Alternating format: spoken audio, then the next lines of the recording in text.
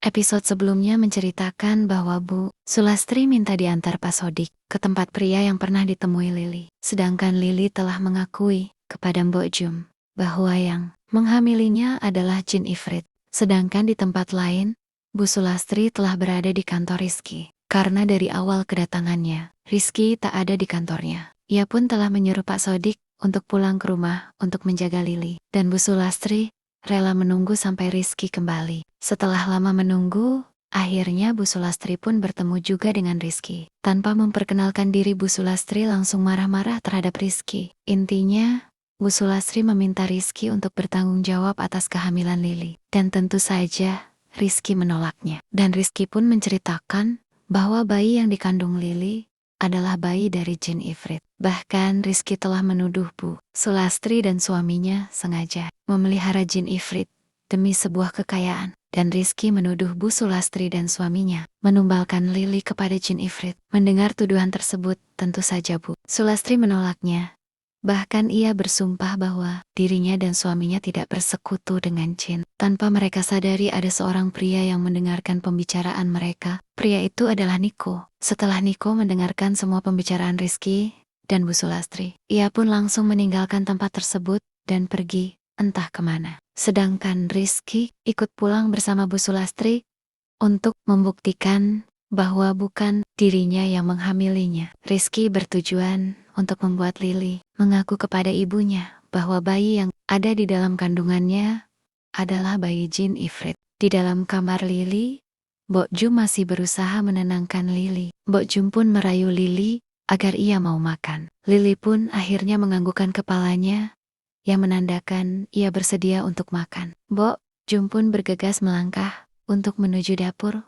Namun masih beberapa langkah, Mbok Jum melihat Lili berlari menuju balkon kamarnya. Dan Mbok Jum berteriak untuk minta Lili agar tidak melompat dari balkon kamarnya. Namun Lili tidak menghiraukan teriakan. Mbok Jum ia pun melompat terjun dari balkon kamarnya. Dan tanpa mereka sadari, di sekitar mereka terdapat jin ifrit yang selalu mengikuti kemanapun Lili pergi. Saat Lili melompat, Mbok Jum pun berteriak dengan keras tidak aak dan Lili sudah pasrah dengan nasibnya yang akan mati karena jatuh dari balkon kamarnya yang ada di lantai 3. Namun tiba-tiba Lili merasakan tubuhnya melayang. Lili tak menyadari bahwa tubuhnya telah ditangkap oleh jin ifrit dan dibawa lagi ke kamarnya. Mbok Jum sangat terkejut saat tubuh Lili melayang hingga masuk ke dalam kamar lagi dan kembali ke tempat tidur. Jantung Mbok Jum terasa berhenti berdetak melihat keanehan tersebut, karena baik Mbok Jum ataupun Lili tak melihat siapapun yang membawa terbang Lili. Namun mereka dikagetkan dengan suara tanpa wujud, di mana suara itu terdengar seram. Cepat ambilkan makanan untuk Lili. Suara itulah yang didengar oleh Mbok Jum. Mendengar perintah seperti itu, Mbok Jum bergegas pergi keluar kamar untuk menuju dapur guna mengambil makanan untuk Lili. Setelah Mbok Jum keluar dari kamarnya, Lili bergegas berlari menuju laci yang ada di meja belajarnya. Dengan ekspresi penuh amarah, Lili berniat mengakhiri nyawanya. Ia mengambil gunting berniat untuk memotong urat nadinya. Namun jin ifrit yang ada di ruangan tersebut tak tinggal diam. Ia merebut gunting tersebut dari tangan Lili, kemudian membawa Lili ke tempat tidur kembali.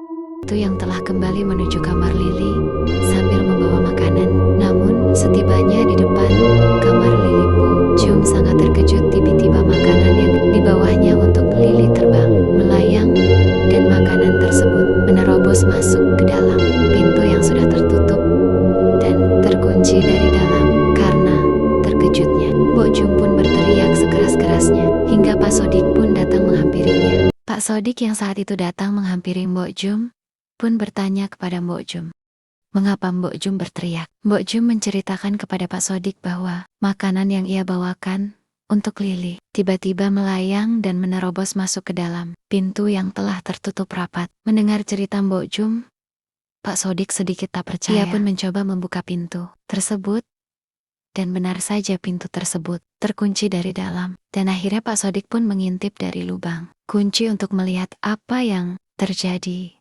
di dalam. Saat Pak Sodik mengintip di lubang kunci pintu, Pak Sodik sangat gemeteran karena ia melihat ada makhluk yang sangat mengerikan sedang memaksa Lili untuk makan. Mbok Jum yang melihat Pak Sodik ketakutan dan bergemetar akhirnya ikut. Bergantian mengintip juga.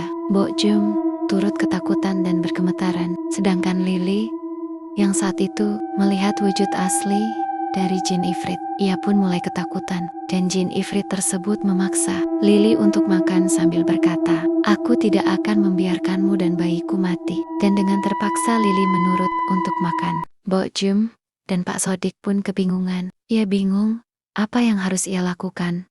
Apalagi mereka mendengar Lily sedang berteriak minta pertolongan. Tak lama kemudian Bu Sulastri pun datang bersama Rizky. Bu Sulastri pun menanyakan kepada Mbok Jum dan Pak Sodik apa yang telah terjadi. Mbok Jum pun menceritakan keanehan yang telah ia alami, di mana Lily melompat dari balkon kamarnya dan tiba-tiba tubuh Lily melayang kembali ke tempat tidurnya. Dan Mbok Jum pun menceritakan tentang makanan yang bawakan untuk Lily terbang dan menerobos pintu yang tertutup dari dalam. Sedangkan Pak Sodik membenarkan cerita Mbok Jum dan Pak Sodik juga menceritakan bahwa ia telah melihat makhluk mengerikan sedang memaksa Lily untuk makan. Mendengar cerita Mbok Jum dan Pak Sodik, akhirnya Bu Sulastri mengintip kondisi Lily di dalam kamarnya. Ia hanya melihat Lily seorang diri tanpa ada siapapun di dalamnya. Namun dalam pandangan Rizky, di samping Lily terdapat jin ifrit dan Lily dalam kondisi terikat dari tali.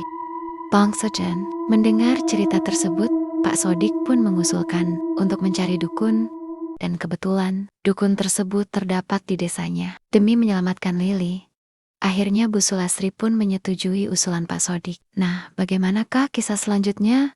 Ikuti terus ceritanya di YouTube Rezavira_channel dengan judul Pemuas Nafsu Jin Ifrit, karya Rizafira.